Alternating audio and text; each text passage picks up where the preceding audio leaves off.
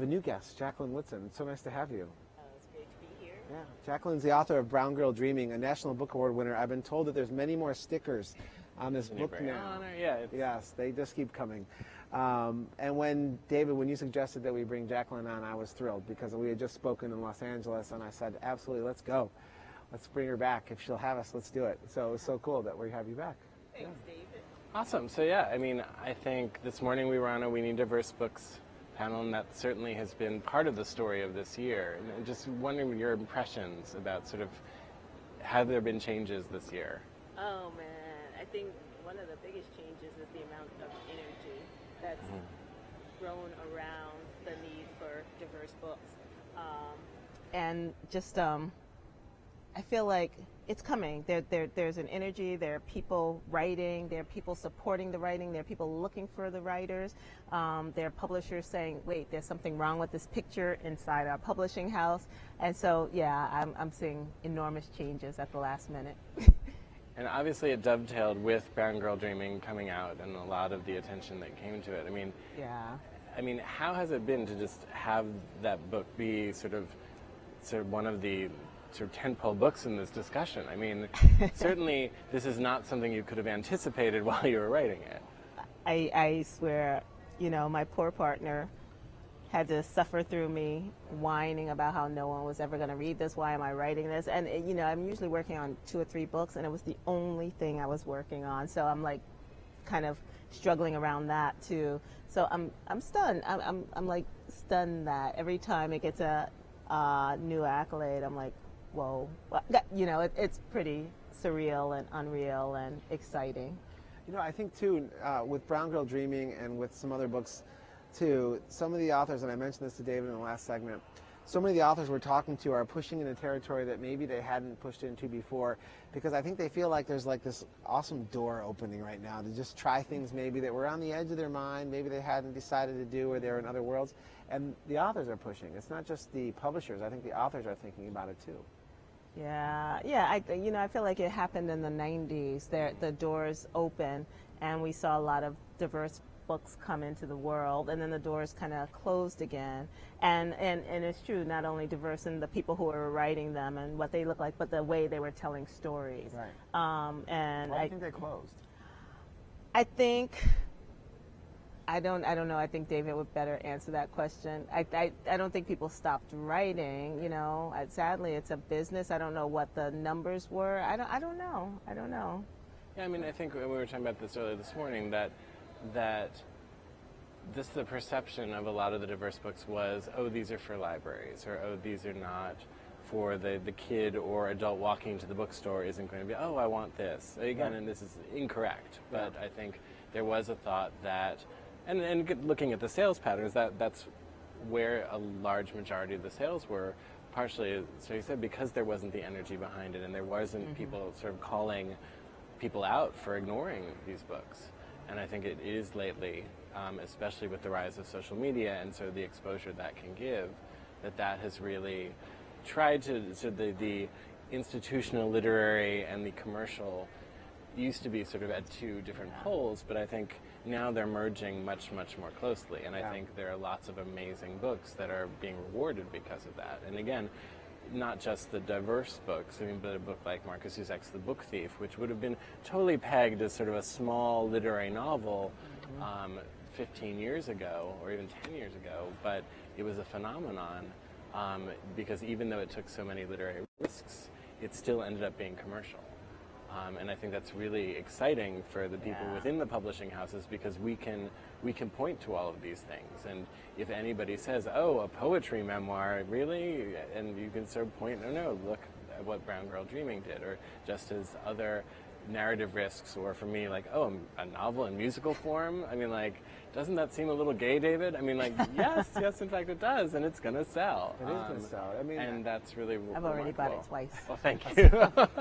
You know, I guess that's one of my questions is, to what degree do you think that sort of the rising tide of the YA world, which has become, I mean, the velocity of growth in this category is exciting on one hand, but at the other hand, it's like it's bringing so many more people into it, which is sort of opening people's eyes to the variety of stuff in this.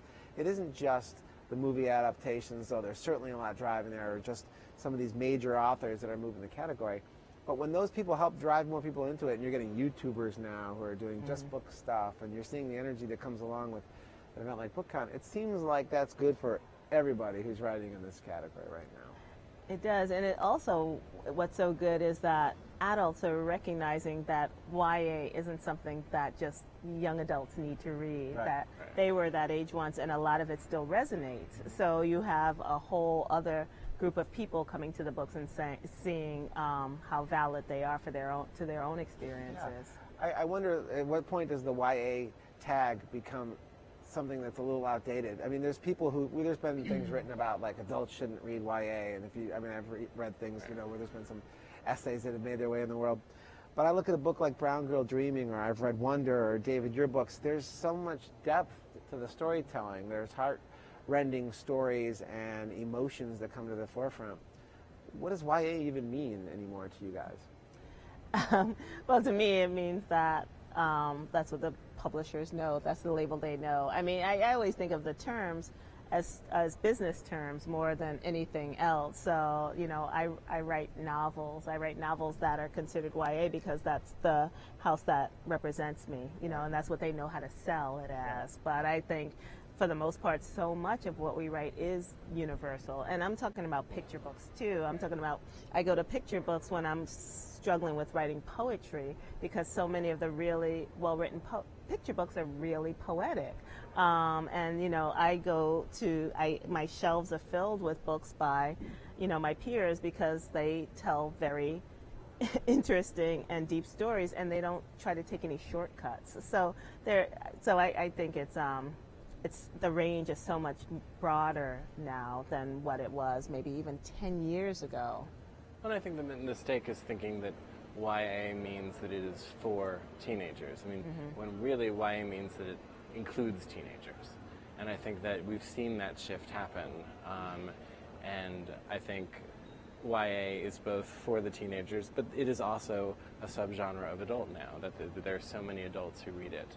But they do identify it as YA, because when they get YA, they know there will be a certain amount of emotional truth to it. There will be a certain kind of storytelling to it that they won't necessarily get in other subgenres of adult. And that is meaningful, I think, even though it does not necessarily mean what people originally thought it meant.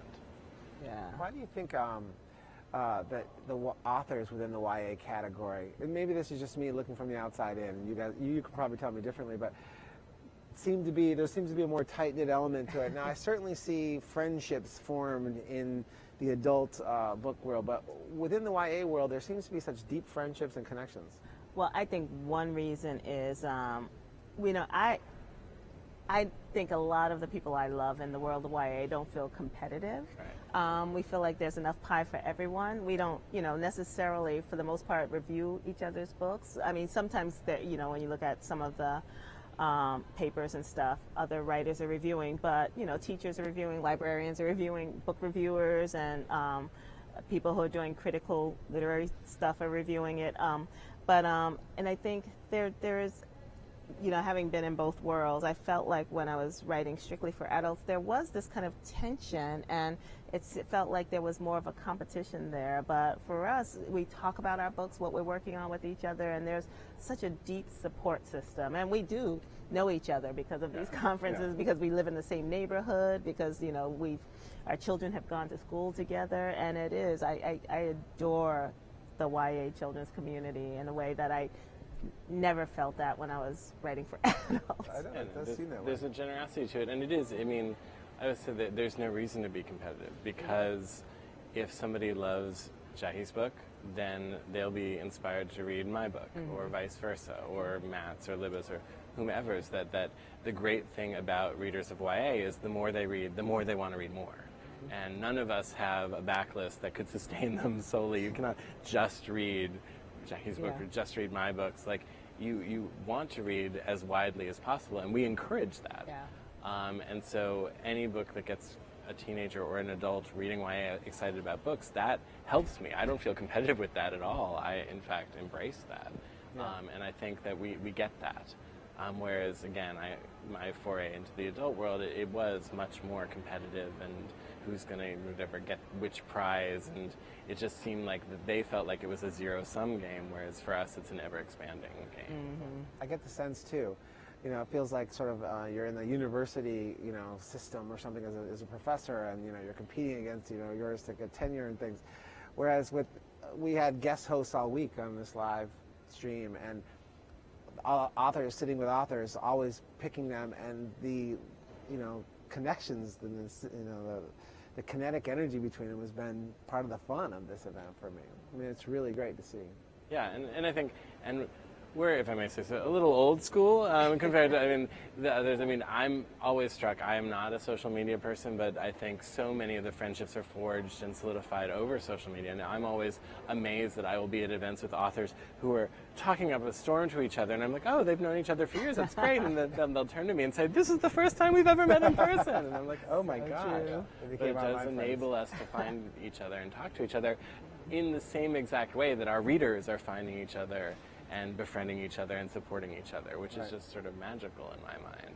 Right. Well, that's certainly what's made the energy of this event so wonderful. Yeah. And Jacqueline, it's been great to have you again. Thanks, Rich. Really awesome to have you here.